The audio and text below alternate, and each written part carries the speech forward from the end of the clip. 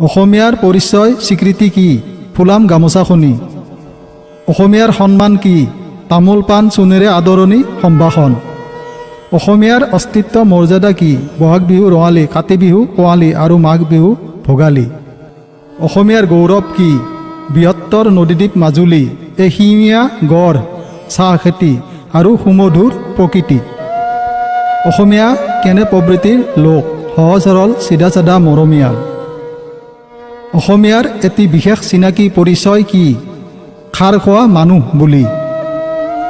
অসমীয়াৰ প্ৰধান খাদ্য কি? ভাত। অসমীয়াৰ মুখ্য বা বিশেষ সমস্যা কি? বানপানী, গৰাখহনীয়া সমস্যা। অসমীয়াৰ মূল উদ্দেশ্য কি? কৃষ্টি সংস্কৃতি পৰম্পৰা সজীৱ সবলীকৰণেৰে বিশেষ জাতি মানুহ হিচাপে বিশ্ববাসীৰ মাজত উপস্থাপন কৰা। অসমীয়াৰ ইচ্ছা শক্তিৰ দিশ কি? শিক্ষা, সভ্যতা, ৰাজনীতি, অভিনয়, নৃত্য গীত, ধৰ্ম, প্ৰতিযোগিতা। অসমীয়া বুলিলে কাক বুজা যায়? বিশেষকৈ জাতিভেদ নিৰ্বিশেষে সকলো মানুহকে। অসমীয়াৰ বিশ্বত পৰিচয়ৰ মাত্ৰা কি? বিশ্ববিজয়ী মানুহ বুলি। উদাহৰণস্বৰূপে সুধাকণ্ঠ ডক্টৰ ভূপেন হাজৰিকাৰ প্ৰতিভাৰ বিশেষ উপস্থাপন। অসমীয়াৰ ইতিবৃত্তি কি?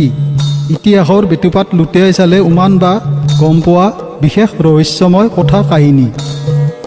অসমীয়াৰ বিশেষভাৱে সাহসী শক্তিশালী ব্যক্তিজন কোন? যাৰ বাবে তেওঁ এটি আখ্যা পাইছিল। আখ্যাটো কি? মহামান্য মাননীয় লাচিত বৰফুকন, তেওঁ বীৰ আখ্যা পাইছিল। অসমীয়াৰ প্ৰভুত্ব কি? বিপ্লৱেৰে ন্যায় পথ প্ৰশস্ত কৰা, মুকলি কৰা।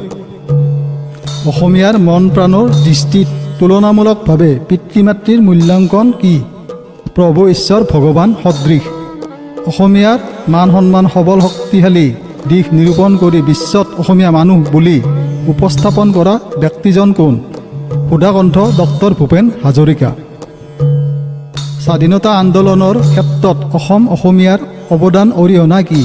বহুতৰো প্ৰাণ আহুতি আৰু বহুতে সংসাৰৰ মায়ামোহ উচৰ্গা কৰি ওৰে জীৱন সংগ্ৰাম আই মাতৃ জন্মজননী ভাৰতবৰ্ষৰ মুক্তিৰ হকে। ধৰ্ম ধাৰ্মিকৰ দিশৰ পৰা অসমীয়াৰ বিশেষ স্মৰণীয় পদক্ষেপ ভূমিকা কি? মহাপুৰুষ শ্ৰী শ্ৰীমন্ত শংকৰদেৱ আৰু তেওঁৰ শিষ্য শ্ৰী শ্ৰী মাধৱদেৱৰ সুস্থ সবল পদক্ষেপ একশৰণ ভাগৱতী ধৰ্ম, বৈষ্ণৱ ধৰ্ম প্ৰৱৰ্তন আৰু তেওঁলোকৰ প্ৰৱৰ্তনৰ মূল উদ্দেশ্য ভগৱান শ্ৰীকৃষ্ণই এক ঈশ্বৰ বুলি ধৰ্ম প্ৰচাৰৰ দৰে বিশেষ ভূমিকা। অসমীয়াৰ বৈশিষ্ট্য কি? সকলো কাৰ্যকৰ্মৰ প্ৰতি সাহস, মনোবল, স্থিৰ ইচ্ছাৰে আগ্ৰহ।